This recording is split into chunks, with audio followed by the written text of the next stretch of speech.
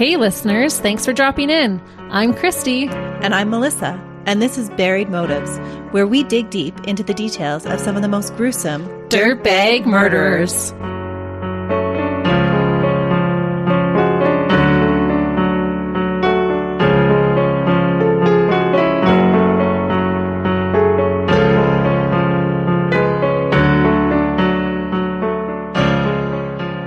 Hey listeners. Welcome back to Buried Motives. We are glad you're joining us this week. As promised, Christy said she was bringing us another case. I do have a case for you today.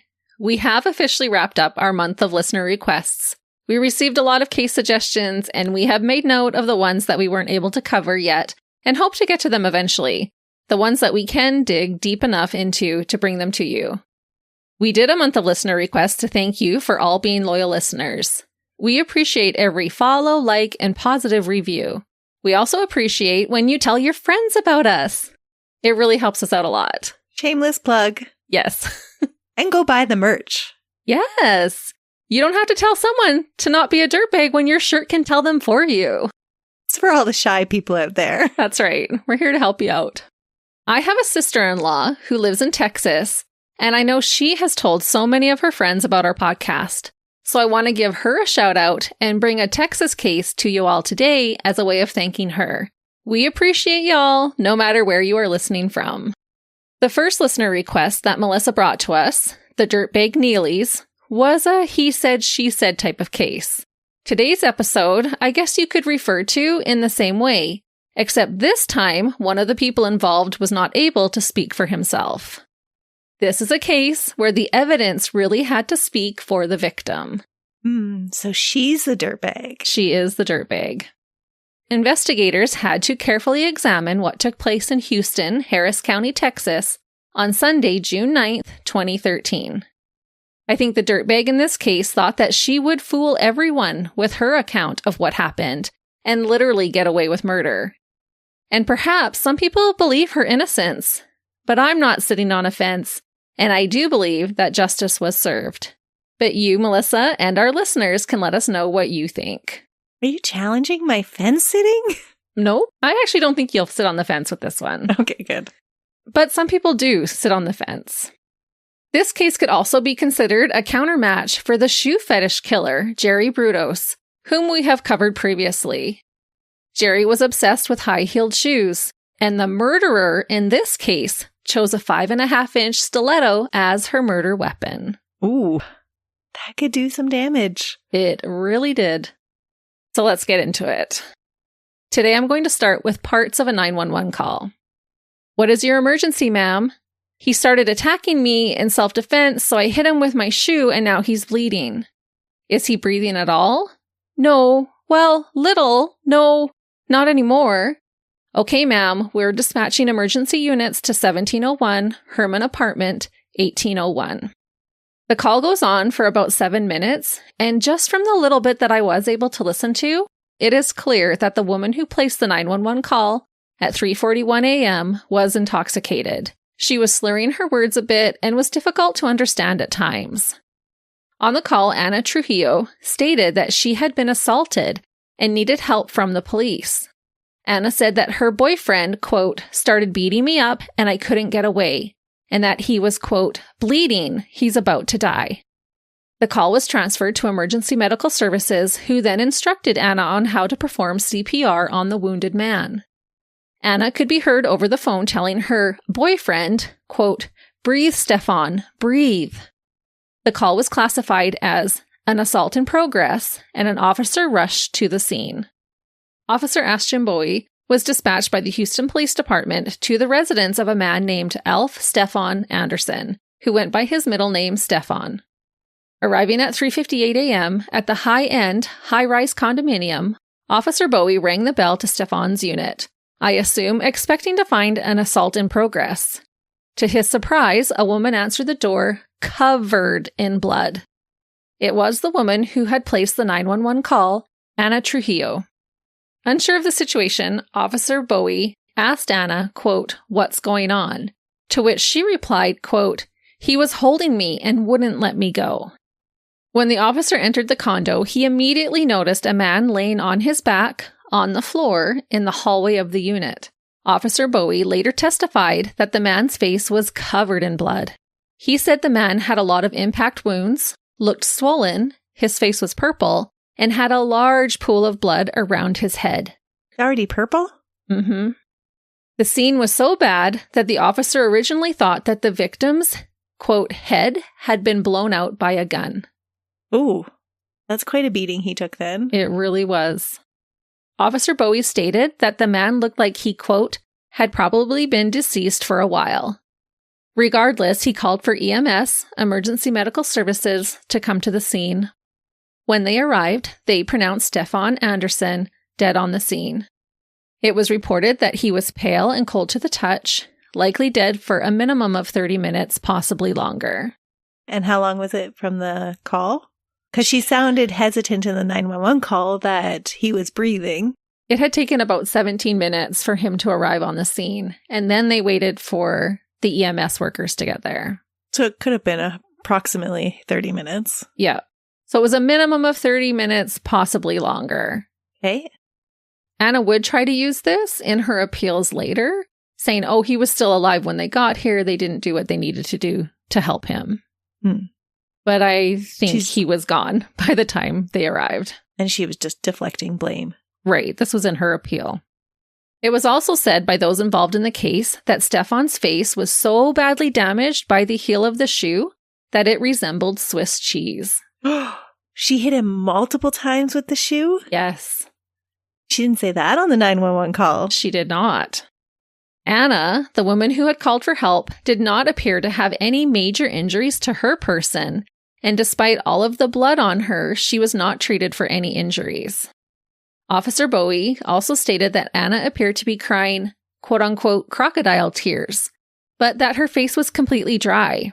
He said, quote, she was sobbing, but no actual tears were coming down her face. On the carpeted floor above Stefan's head laid the murder weapon, a 5.5-inch navy blue suede stiletto high-heeled shoe. At 4:01 a.m., Anna was escorted downstairs and out of the condo building. She was taken into custody and placed inside a patrol car. After being taken to the police station, Anna gave a very lengthy statement about what happened and what her relationship was like with the victim. Anna was then arrested and charged with murder. So before we go any further, let's talk a little bit about who this mysterious woman named Anna is, who her victim was, and then we'll get into the she said, evidence said part of the case. Seems pretty cut and dry right now. Mm-hmm. She did it. She absolutely did do it, but the question comes in, was it self-defense or was it murder? Anna Trujillo was born in 1968 in Mexico. Her family actually lived in Arizona, but Anna's mother was worried that if she gave birth in the United States, her child would run the risk of being drafted into the Vietnam War. It was 1968, and Anna's mother didn't know if she was pregnant with a son or a daughter, so she decided to play it safe and go to her homeland to have her baby and then return to the States. Okay, so even though she was born in Mexico, she spent her life in the States. Yep. But then this way, she was a Mexican citizen. Anna was raised in Arizona and had a good upbringing. Her family eventually moved from Arizona to Waco, Texas. Growing up, she was described as being enthusiastic, loud, and outgoing. In high school, she was voted best dressed and most popular. When Anna was 19, soon after graduating high school, she married her first husband, I believe her high school sweetheart. Together, the young couple had 2 daughters. Sounding great. Started out that way. While married, Anna worked as a salesperson for distributing Coca-Cola. Her husband didn't have steady employment, so Anna carried the financial burdens of their young family. From what I've learned about Anna, it seems like she would have been a great salesperson. You can tell that she's the type of person who all eyes are on her because she's loud, she's enthusiastic, she's animated. She's an entertainer? Yeah, I think so. Sadly, Anna and her husband separated in the year 2000 and later divorced when she would have been around the age of 32. In the divorce proceedings, Anna was granted custody of their 2 girls. The following year, Anna was married for the second time and moved in with her new husband and 2 daughters to Houston in 2006. She didn't waste a lot of time. She didn't like to be alone? No, she does not like to be alone. Good observation. Because really, right from high school, it's rare that she's even alone. Oftentimes, the people that seek attention don't like to be alone. It's true, because they need that validation externally. Mm-hmm. Yeah, because they were divorced, and then it was within a year. She was already remarried. That has to include courting time, engagement, all of that. Rebound guy or get back at you guy? Either way, he was that guy. As an adult, she worked a variety of jobs, including being a massage therapist, a bouncer for a club, and an artist. She was a massage therapist when she moved to Houston, but I'm not sure if she started that in Waco before moving. Was she actually certified or she just picked it up on the side? She was certified. Okay. Again, sadly, this marriage wouldn't work out. Perhaps it was the 7-year itch, because Anna divorced her second husband after 7 years of marriage in 2008. Anna's family described her as a good person, but in 2008, after leaving her second husband, Anna felt like it was her time to live it up a little.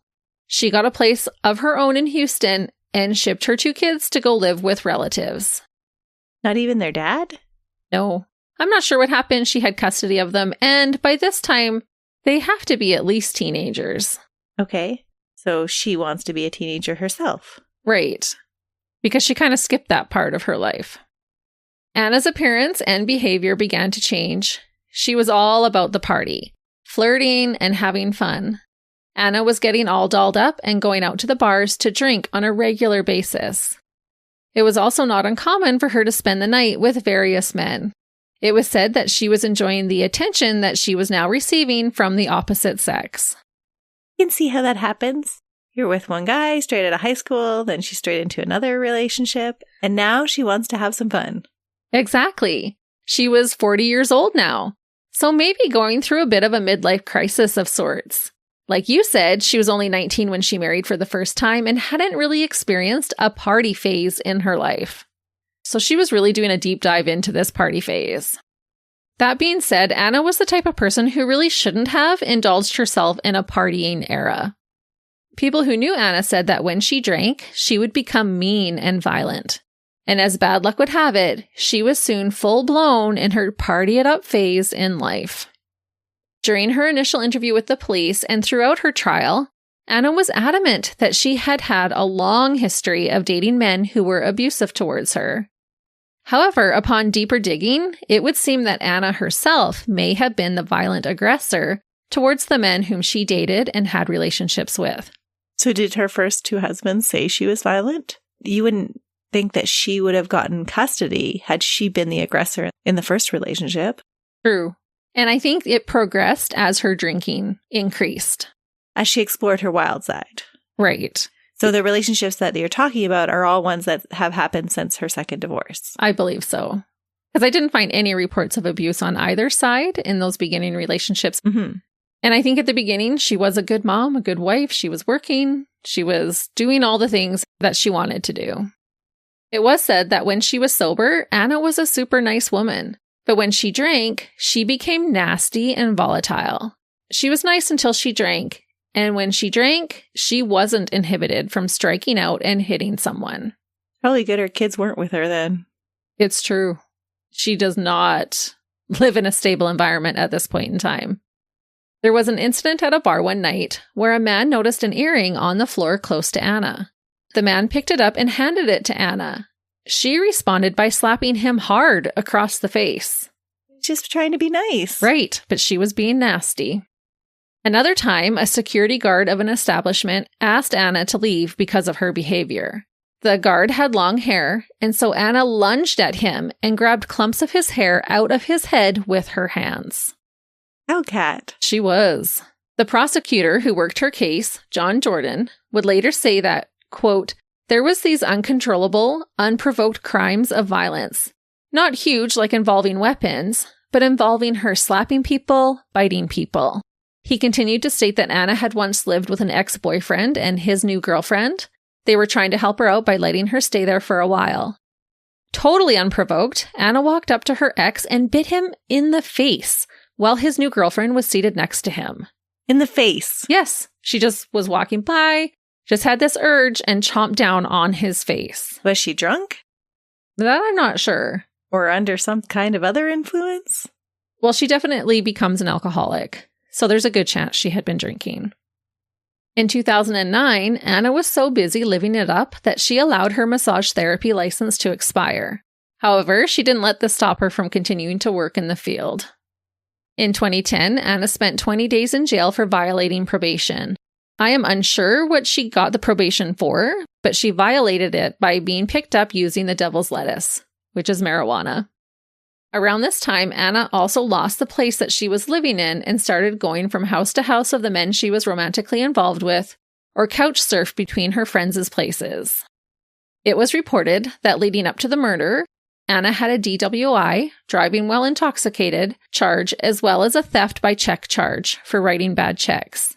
I actually read that the DWI charge was because she had been pulled over while driving the wrong way on a highway. She also had public intoxication charges. She is right off the rails. Yeah, she definitely is. Had she drank before? I didn't read anything about that. I think she had been a good mom to her girls growing up. I don't think this was a big problem until that second divorce, and she thought, forget it. I'm going to live for me now. And this was her messed up version of doing that. And to heck with any other consequences. Yeah, it seems that way. She obviously wasn't concerned about the other people on the road.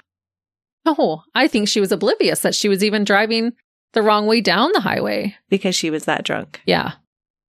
A neighbor and friend of Anna's named Jim Carroll, when interviewed, said that when he heard the headlines that a woman had murdered a man with her shoe, he immediately thought of Anna. What? Yes. Had she attacked anybody else with her shoes? No, but she had spoken about it. She wanted to do this? Well, she was prepared to do this. He knew her as Anna Fox, another name that she sometimes went by. Jim knew Anna as a massage therapist, but hadn't seen her in about 5 months prior to the killing. This tells me that she really made an impact on him if his first thought was that Anna must have done it. How does the conversation of stabbing somebody with your stiletto come up? Well, I'm going to tell you right now. Jim and Anna never dated. They were friends, but they had hung out quite a bit. Jim told interviewers, quote, "Sitting on my balcony twice, she told me that if anybody ever messed with her, not in those words, but if anybody ever messed with her, she pulled her heel up and says, 'I'll get him with this.' And it was a big stiletto heel."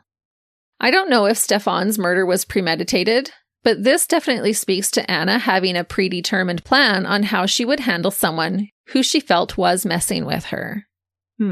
Definitely had the thought. Yes. And just a little side note, Jim also said that Anna had voodoo dolls and called him one time upset because she couldn't find her voodoo doll that she always carried with her. She was also said to dabble in tarot cards. She's a witch. Maybe. On top of this, Anna carried around crystals and believed that she was connected to the spirit world and could make people do things that she wanted.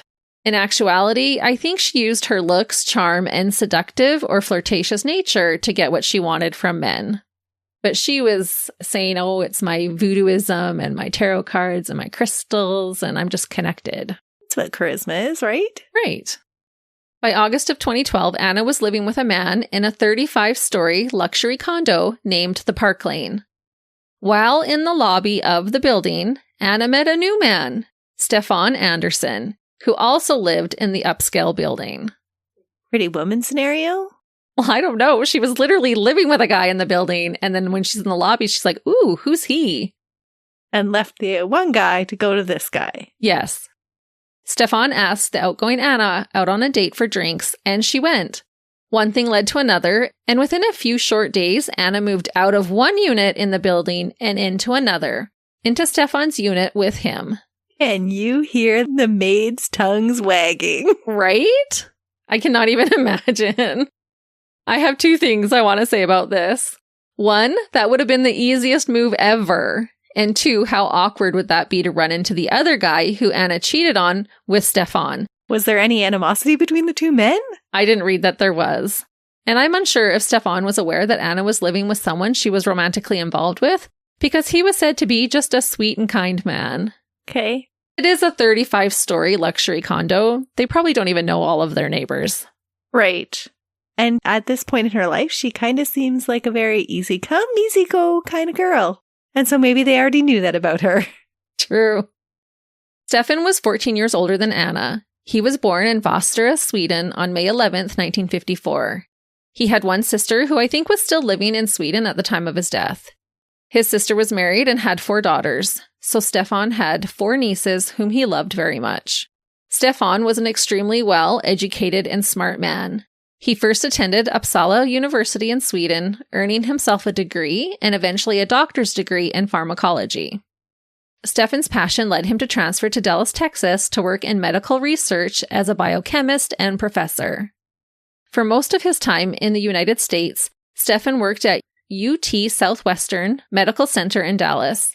He spent a little bit of time in New Jersey in the 1990s at Merck & Company before settling in Houston to work at the University of Houston at the Center for Nuclear Receptors and Cell Signaling, still also working as a professor. These all sound like very smart jobs. Yes. Stefan was briefly married while in his 30s and became an official U.S. citizen in 1996 at the age of 42. He was 59 when he was killed by Anna. In Stefan's obituary, his loved ones said that he would be, quote, remembered for an amazing sense of humor, honesty, a brilliant mind, and above all, love and generosity. From the research that I found, it sounded like most people who knew Stefan personally felt this way about him.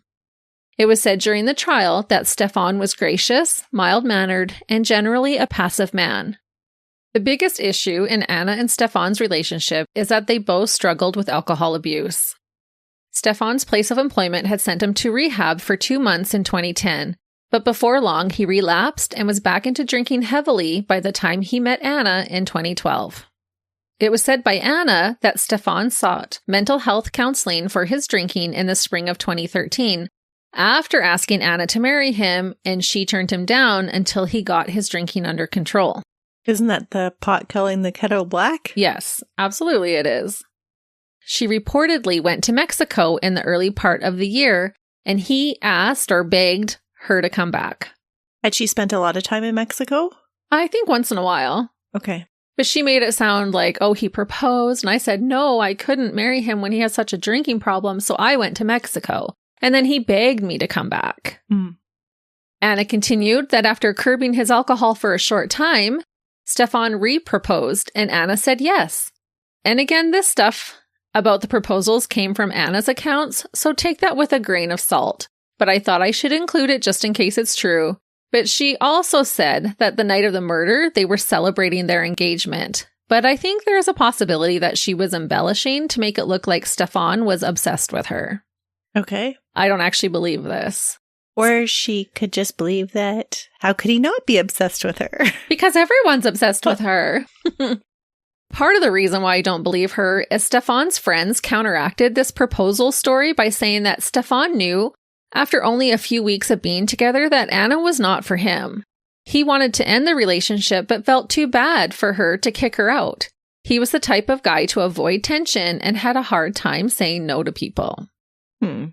And that was his personality? Like, there's lots of other experiences that support that. Absolutely.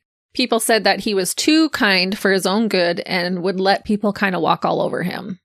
Then the type of person that Anna is like the arch nemesis of that. Right. And it's a perfect storm because her type of personality is going to take advantage of his type of personality. Okay. At the beginning of 2013, the condo manager spoke to Stefan about complaints about Anna, and he finally had to kick her out and he changed the locks. But he still let her periodically come back to stay. Stefan's friends also said that Stefan paid for Anna's trip to Mexico to create some space between them. Oh, that sounds more on par. Exactly. This story seems more plausible to me. She wanted it to be more dramatic. I had to go to Mexico to get away, where in reality, he paid for her trip just to create space. Which she doesn't have money to pay for anything right now anyway, does she? Not really. Yeah, she's not working. No, she doesn't even have her own place. I think she was working sometimes in some odd jobs, but not enough to support herself. She was drinking all the money she was making. And for him, if he was actually engaged with her, wouldn't he move out too? Oh, absolutely he would. He's not going to kick her out and change the locks. No, Not if you're engaged. No, you're going to sell your condo. Right. This isn't a good place for both of us. Right. Because we're engaged, the both of us are going to stay together. So we have to make plans for the both of us. Yes. I think the complaints was timely for him, gave him that final push, that excuse of, well, look, you have to leave. Right. And they were on again, off again. What I do know for sure is that Stefan also suffered from depression. He took antidepressants along with beta blockers for his heart. Because Anna became more belligerent when she drank, the couple were seen as an odd pairing. A wild and mean lady with a quiet and kind man who was never seen acting angrily. As you can imagine, the relationship between Stefan and Anna was tumultuous. They would break up and then get back together over the course of nearly 1 year. At the time of the murder, the couple had technically broken up, but Anna was staying at his place because she was set to leave to go visit her daughter, or maybe daughters, the next day.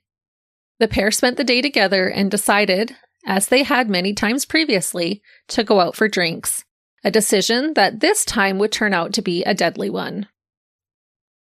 The partying began on Saturday, July 8th, 2013, and would continue into the wee morning hours of Sunday, July 9th. They started out at the Herman Park Golf Course Clubhouse, close to the Park Lane. They ate and drank together there all afternoon. And again, the Park Lane is the condo that Stefan lives at. They took a little break to go back to the condo, where Stefan helped Anna pack up her things. They put some of her stuff from another person's residence into Stefan's storage unit at the condo.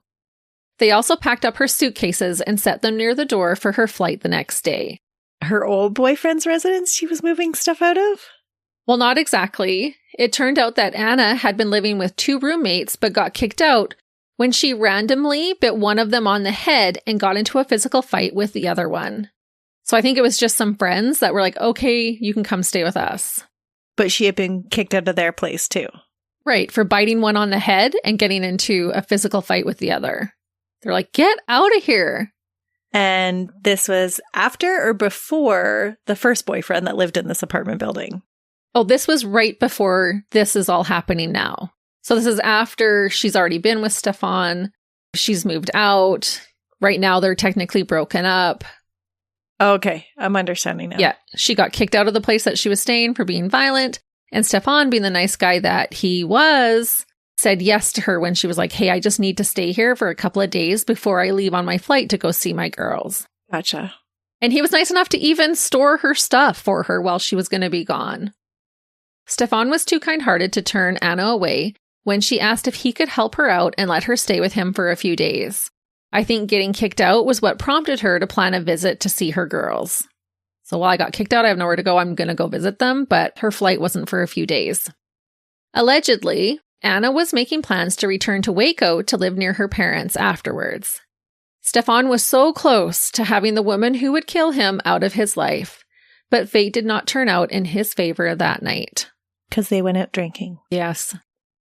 After everything was sorted, Anna and Stefan decided that they needed to wet their whistles once again and went to a bar called Bar 5015.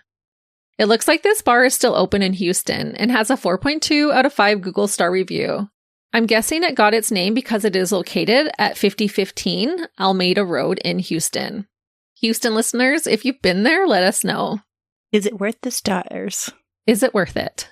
The pictures look cute, but I'm not sure how much it has changed since 2013. There is video footage of the two of them at the bar.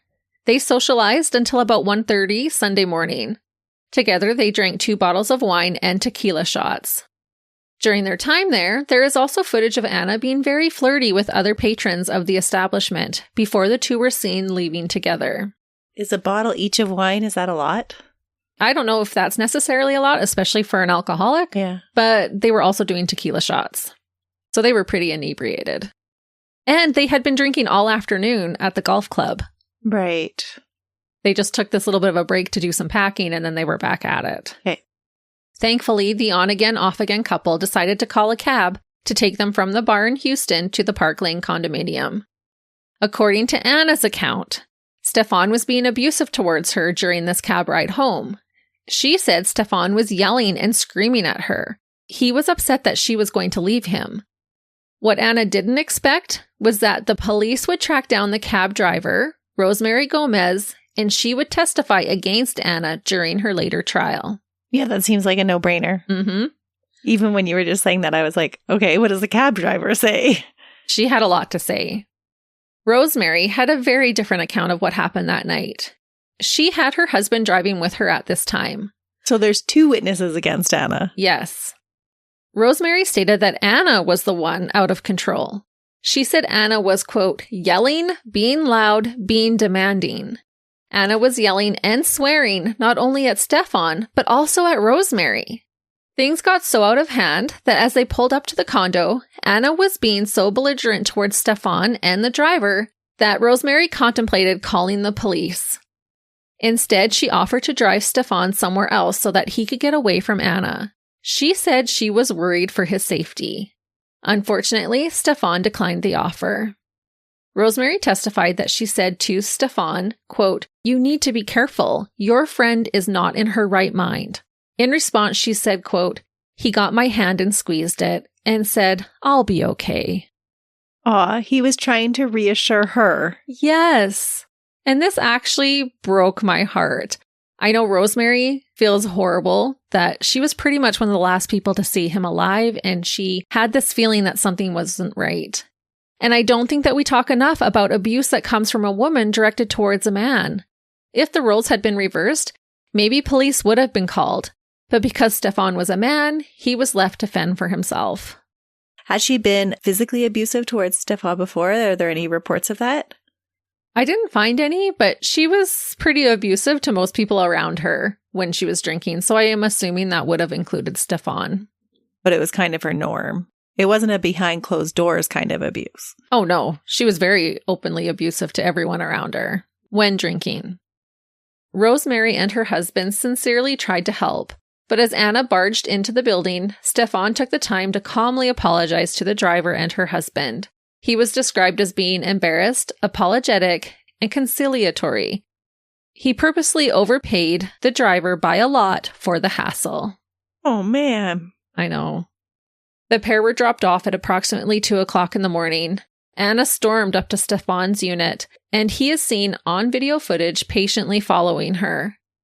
Within 13 minutes after entering the home, a neighbor began to hear yelling and other noises coming from Stefan's unit, indicating that the deadly fight broke out soon after returning from the bar. Unfortunately, I think Anna had caused many disturbances before, so the neighbor likely thought, "Oh, here we go again," and didn't call the police. And was it just her raised voice that they heard? They said they could hear a man's voice too, but they actually said it didn't sound like he was screaming in pain, just screaming. Okay. And again, I think because he was a man, people weren't as worried for him. Right. Thinking, oh, he can take care of himself. According to Anna, Stefan was upset that she was leaving him. She admits to them both being drunk, but said that Stefan attacked her first, and she had to defend herself. She said, quote, "I walked in and all of a sudden he just turned around and completely changed, and he was accusing me that I was going to leave." Anna said that she tried to leave the condo, but Stefan stood between her and the door. She begged him to just let her leave. Anna said that Stefan attacked her and they fell over the couch in the living room. She said he then slammed her against the wall. She said she was in excruciating pain once Stefan got her down and straddled her on the floor. She felt like she couldn't breathe. All she had was her shoes to defend herself. She said, quote, "I didn't know what else to do and I just started to hit him." Okay, but she had no defensive marks on her. No.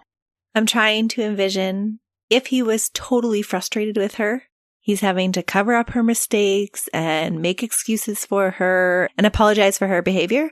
Maybe he did lose it once the door was closed and be like, enough is enough. You need to get out. But if she didn't have any defensive marks on her, if she didn't have any bruises, there's no way he slammed her up against a wall and she doesn't have a mark to prove it. Right. It is later discovered that she has some marks, but I actually feel like the marks that she has actually proves that she did this out of malice. I'm going to go into all those details for you.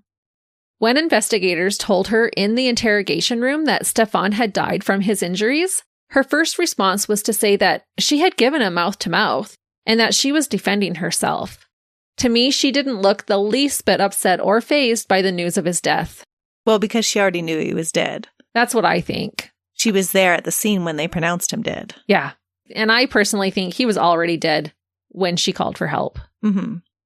When asked why she struck Stefan 25 times if it was self-defense, she responded by saying she wasn't counting or intending to hit him and didn't know she had hit him that many times. She was just shocked at how strong he was after binge drinking for 3 days. Now, I'm not an expert, but I think that he would have been easier to overpower because of his level of intoxication. But I don't know. Had he been binge drinking? It didn't sound like the lead up to it. That is what she claimed. They had been drinking that full day, but Stefan was a full-blown alcoholic and did drink every single day. Okay. So it could have been true. And this is now Sunday. Maybe he starts right on the weekend. Right. As soon as he's done work. Yeah. Okay. That's what I'm thinking. But I can see your point in that if he was inebriated, he should have been easier to fight off. Especially after 3 days of drinking. Maybe he's used to drinking. That's true. It could be. It could be. And some people believe her when she says this. But he had never been violent in the past. To anybody. And she had. To everybody. About this, Anna said in court, quote, "I did fear for my life. I felt he lost it. He wouldn't let go of my leg. The pain wouldn't stop. I had no idea I was hurting him that badly. I reached over and my hands were full of blood." She recalled that she was fighting for her life. She said she grabbed him by his hair and begged him to let her go. And then he got on top of her and started to crush her. Anna said that Stefan began hitting her while he was crushing her, and she was beginning to lose consciousness as she told him to stop. But she has no marks. No marks. That would suggest that this happened.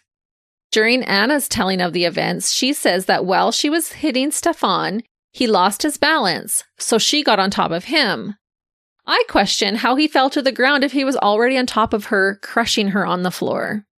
Anna said she had to keep hitting him because he grabbed her while she was on top of him and he wouldn't let her go. I'm still impressed that she had the strength with her hands to hit him hard enough to bury the stiletto. She does. And the medical examiner does speak about how much force that actually took. Yeah, that's huge. Right. And 25 times, that takes a lot of effort. It's surprising that it didn't get stuck. It could have. Like, to me, it sounds more like stomping on him. No, it was with her hand. A lot of force. It is. So she's hit him this many times. Is she not triggered by the blood? Like, doesn't she recognize, hey, there's blood everywhere now? Well, Anna said that she all of a sudden saw the blood. And when she did, she said she caringly tried to convince Stefan to stop fighting because he was bleeding and needed help. She said about this moment, quote, "And I was like, Stefan, please listen. You're bleeding. If I let you go, can you not hurt me?" This is what she's telling police she said to him. Right. And they're supposed to believe all of a sudden she's just become rational. And now she wants to calmly talk about something? Yes. And when she's talking about this, she's making it about her. "Oh, it was so horrible. I looked down and all of a sudden blood was all over my hands. It was so traumatic for me." Over my hands, not over his chest or his face. Right. My hands. How traumatic do you think it was for Stefan, having that shoe come down on top of him that many times? I watched part of this interrogation, and Anna was extremely animated while telling police what happened. She was acting it out while still seated in her chair. She would do this again during parts of her trial. There are some wild pictures of her telling her account in court. It is disturbing to see her relive the moments that led up to a man's death. Her facial expressions tell it all. I also noticed that she wouldn't really finish her sentences. She would say, "You know a lot," and then just keep talking, jumping from thought to thought. When she speaks about how out of control Stefan was that night and how full of rage he was, I honestly think she was describing how she felt. Were there inconsistencies between her stories each time she recounts what happened? I think it's pretty similar each time. It's interesting that her story stayed the same. Pretty much. But it was almost like she was telling the story without really coherently telling the story. Like there was one part where she's talking about how he gets on top of her, And the officer's like, did he straddle you or lean on you? And she's like, yeah. And not answering that question. So she is kind of vague with the details then. Yes, with the details. And then she's leaning over the table like, he was like this. And then I was like this. And so she's not really giving that detailed of an account. Okay. So she is expressive, but vague. Right. And I think she was still intoxicated at this time too. She was still drunk when they took her in for interrogation? I thought they couldn't do that. Well, she had been drinking when they took her in and were first interrogating her. But surprisingly, her blood alcohol level was never tested. Dr. Jennifer Ross performed Stefan's autopsy. She listed his cause of death as blunt force head and facial trauma and declared it a homicide. Stefan had 25 contusions and lacerations that matched the stiletto shoe's tip, square and the letter I shaped. The wounds matched the heel found at the scene.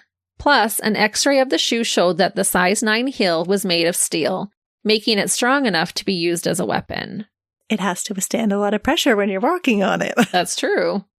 She also testified that she believed that there were actually more than 25 strikes to Stefan's head and face, but some of them landed on top of one another. And some would have glanced off. That's true. Ugh, it's a horrific death. Honestly, I don't know how she didn't get it stuck. There's so many small bones in your face that once it was through a bone, how did it not get stuck? I think she was in just such a fit of rage that she had that adrenaline to pull it out. It would have broke. It didn't. Dr. Ross also explained that Stefan would have had to be hit with, quote, a rather significant force to sustain such injuries. So they had to be deeper. Mm-hmm. There was no hesitation in these puncture marks. Stefan also had defensive wounds on his hands and wrists, bruises and small abrasions. He was clearly trying to protect his face and head from this devil woman who snapped on him. If Stefan was the real villain, like you said, as Anna indicated, wouldn't she be the one with the defensive wounds? Mm-hmm. Stefan's left arm was bruised, and the palm and fingers of his right hand sustained injury.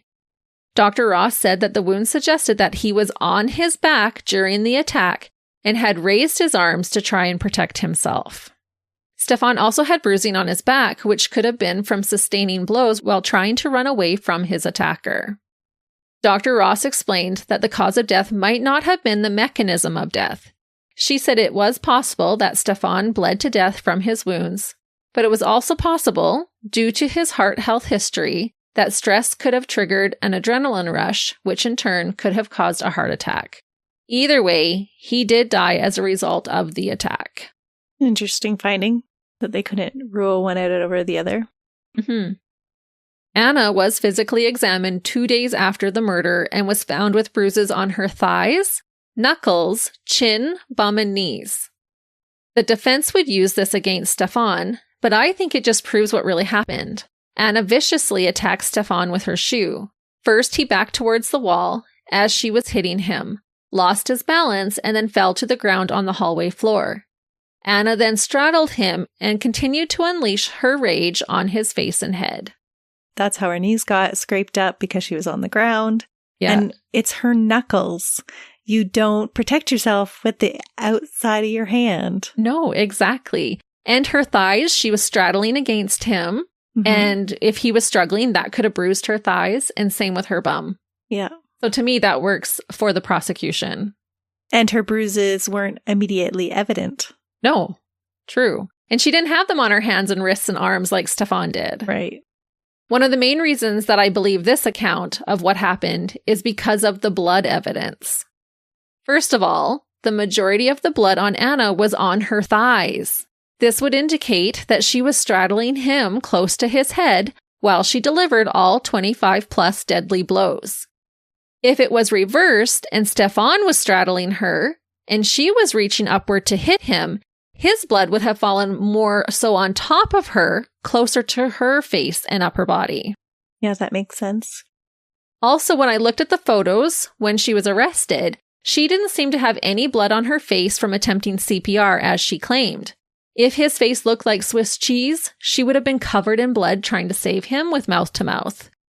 Perhaps she had cleaned up, but I didn't read anything to support that idea. All very good points, Christy. Mm-hmm. I'm not on the fence for this one. Good. I didn't think you would be. There's too much evidence against her. There is. And it continues. Blood evidence also suggested that Stefan was hit while laying on his back on the floor. The spatter went upwards from the ground and not very high up the walls. The only higher up blood evidence was determined to be cast off from the shoe as Anna repeated the blows to his face and head. And there would have been an outline of his body in the blood splatter. So you could tell which one was on the ground, her or him. Stefan was still in there. He was laying right in the middle of it. So she was never on the ground then. Not when she was hitting him anyway. No, and she was making it sound like she was on the ground reaching up. Up and hitting him. And that blood would have fallen back down on top of her. Exactly. So the outline on the ground where no blood splatter was would have been her outline. Right. There's this little thing called gravity. Yeah.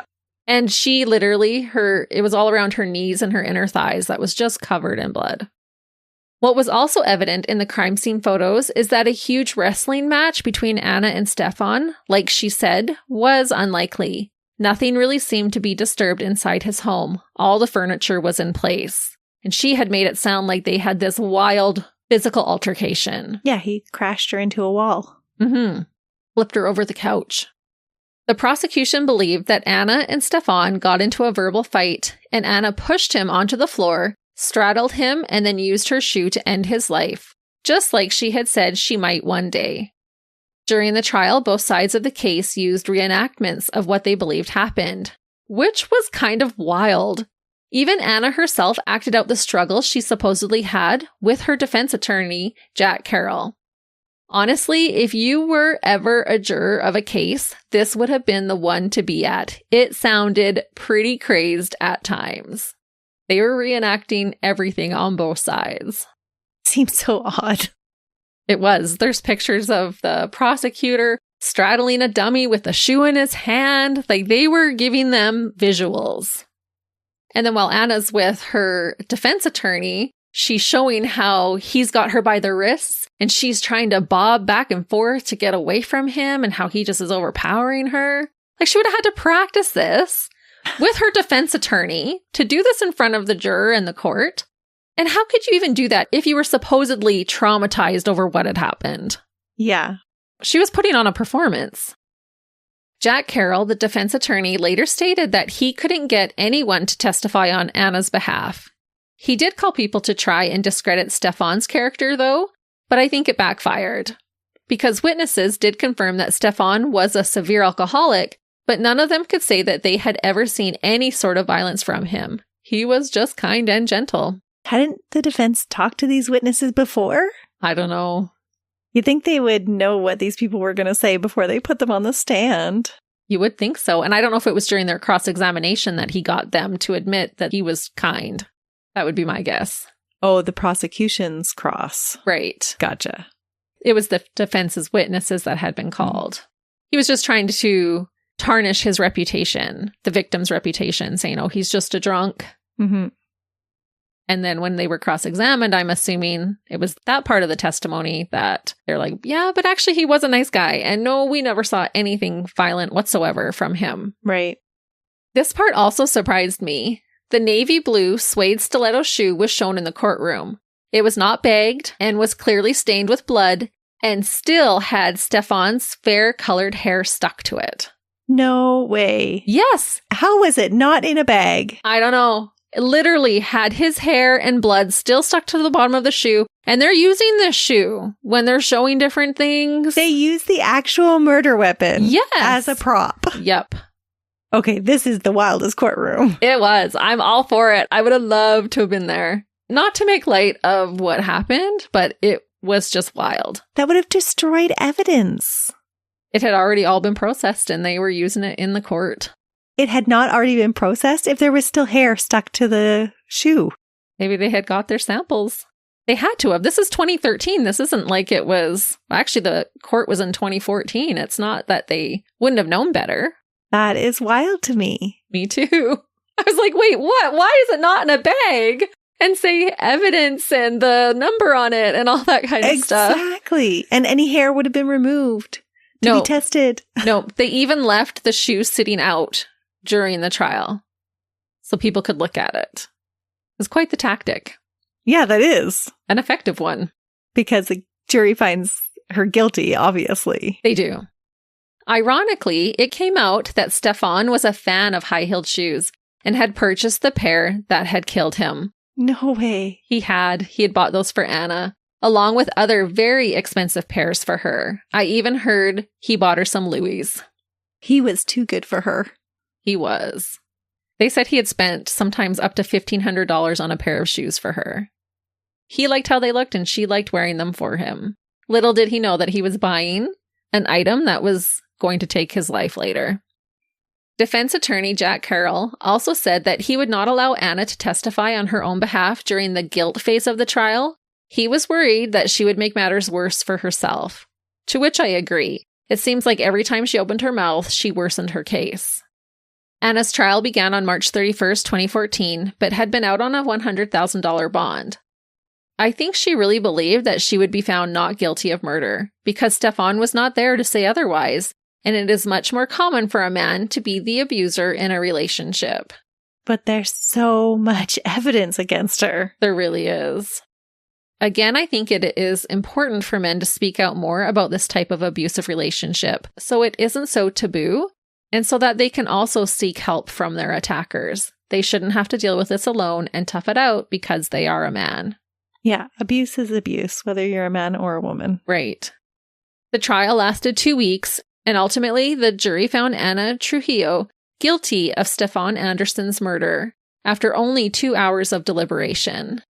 Anna's defense lawyer was completely shocked. He had even made a bet 5-1 with the bailiff that she would be acquitted. No way. He totally believed her story.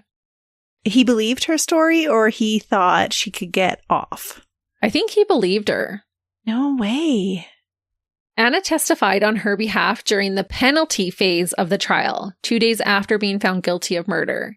She was now claiming that she killed Stefan out of quote-unquote sudden passion, because they have a sudden passion law in Texas. Which comes with a lesser sentence. Right. And I actually think that she did kill him out of sudden passion, but she had already claimed self-defense and couldn't switch her official plea. But had she used this as her defense right from the start, it might have turned out differently for her. Yeah, just own up to it. Yeah.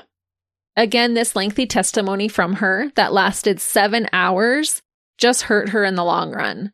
She told her life story, claiming abuse from most of her relationships in the past, and even resorted to saying that Stefan had drugged and raped her multiple times, making him sound like a complete monster throughout the relationship, when she had originally described him as kind and charming. That seems right out of left field. Yes, it was. It was a last-ditch effort. I do want to note that I am uncertain if Anna did experience abuse from others. She could have, and that could be an explanation as to why she was volatile. She admitted that she self-medicated with alcohol because of the abuse she endured. Interestingly, this time Anna shed real tears when her life was the one on the line. She asked the jury to show her mercy because of what she had been through and give her only a 5-year sentence. She claimed that all of the abuse caused her to overreact to Stefan's attack. Which makes sense if it were true. Right.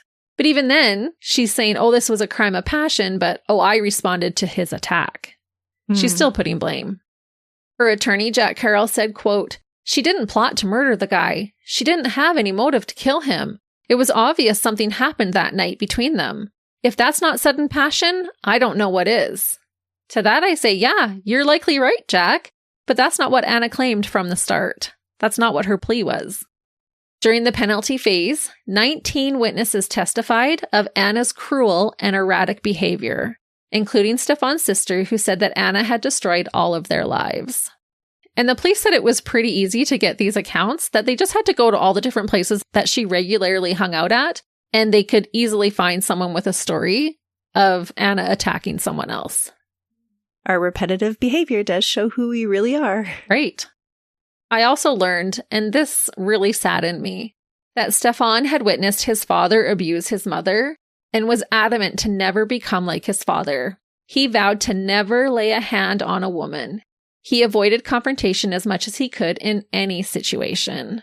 That is just so sad. Mm-hmm. So I think that's why he was only defending himself and not striking back at Anna. Stefan was also feeling lonely in Houston and was wanting love, making him vulnerable to the firestorm of arrogance and entitlement that was Anna. Regardless of the evidence staring everyone in the face, defense lawyer Jack Carroll was stunned when the jury only deliberated for 4 hours and then came back with the maximum penalty of life imprisonment. Jack believed Anna's claims and later admitted that he had, quote, never been this wrong before. I'm still shocked he thought she was innocent. Yeah, and he was a good defense lawyer. It wasn't his first rodeo? No, and I think he had, I might have this number wrong, but I think he had like a 90% success rate. He was a good lawyer. Well, he just had the right cases then. Right. Because his intuition sucks. He was wrong with this one. He believed the little doe-eyed woman and her sob story.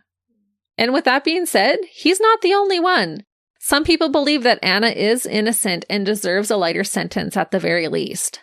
Listeners, let us know what you think. Melissa and I are not on the fence, but maybe you are, and if you are, let us know why. The expressive Anna did not show any emotion when she was found guilty. She just mouthed the words, "I love you," to her family as she was escorted out of the courtroom.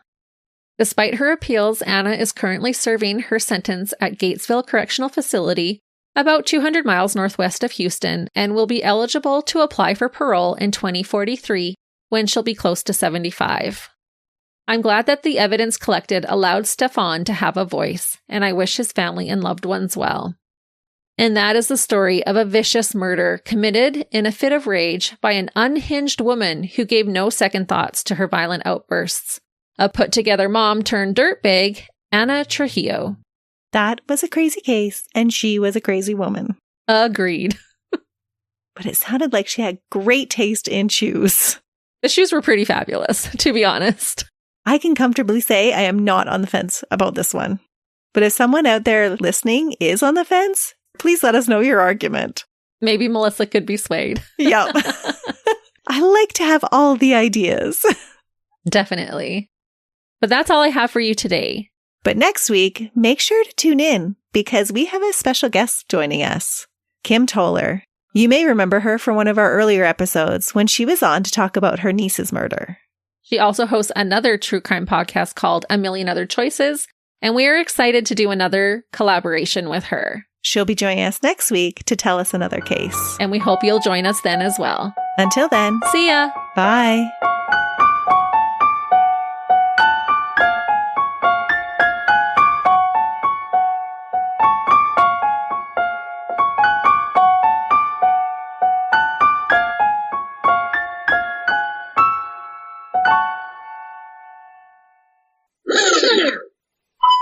And I'm singing. She's singing. She's in a store and she's singing. 10 points if you know what movie that's from. Elf. Good job. I get 10 points, listeners. She does. 10 points for Melissa. We have to adjust our mics so that you can hear all the fabulously smart things I'm going to say in Christy's case. Stop reading and say, hey, listeners. Close your laptop, woman. I can literally, I'm watching your eyes. You're like, I can't stop researching. Welcome back to Buried Motives. Isn't that what I just said? Is that what you said? Something like that. Let's start over. Isn't that what we always say? Hey, listeners, welcome back to Buried Motives. You're like, welcome back.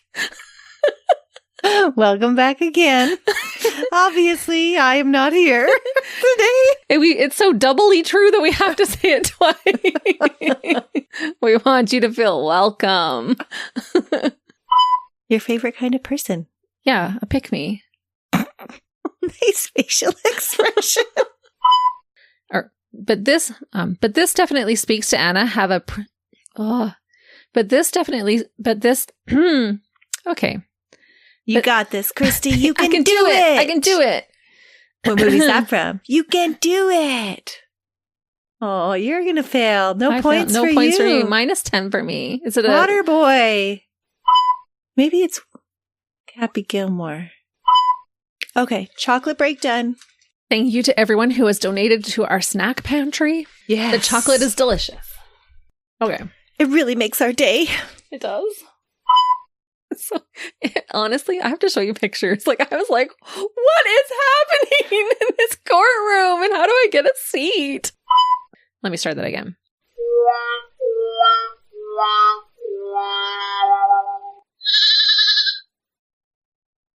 Another Sound Off Media Company podcast.